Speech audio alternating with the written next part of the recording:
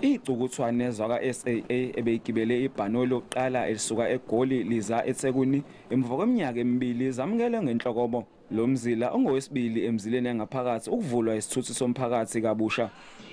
iSAA yavala imizila yangaphandle neyangaphakathi emuva kokuthi bangene ohlelweni lokutakulwa kwezimali. Ukuvalwa kwezokuvakasha ngesikhathi sokubheduka kwe-COVID-19 nakho kwaba nomthelelo ongemuhle ngozinzo lwe-SAA. Umzila wokuqala kweyangaphakathi wavulwa emuva kokuphuma kwabo ohlelweni lokutakulwa waseKapa naseGoli, kodwa ungabonakala kwabo iminyaka emibili sekubabeke ngemuva kwembangi zabo. It is a very tough market indeed because of COVID as well. Also, we've seen the oil price going up as well, which is a problem for our cost as well. But also the competitors have been busy while we're out of the market. But we believe we are a national carrier.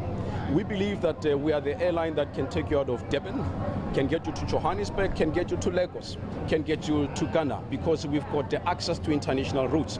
Unyaka wedlule iSAA yadiliza abasebenzi kunyuka amaphaphu ngembiko yokuthi basohlolweni lokuphinde bedilize, kodwa bayiphika lembiko. It was what we call a training layoff scheme.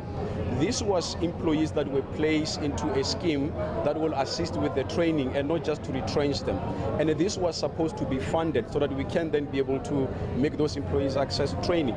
It is unfortunate and regrettable that we found ourselves in a position where that particular scheme could not be funded. Abaka South African Tourism bakwamukele ukuvulwa komzila waseThekwini naseGoli.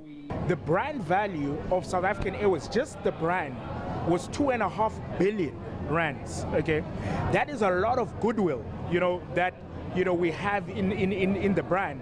So returning that, the airline into domestic, regional, and international travel means the leveraging of the brand equity that had been built over the years. iSAA iphinde yavula imizila yase-Accra, Lagos, Kinshasa nase-Lusaka. Abakwa SAA bathi umzila wase-Mauritius nawo uzovulwa ngekudala.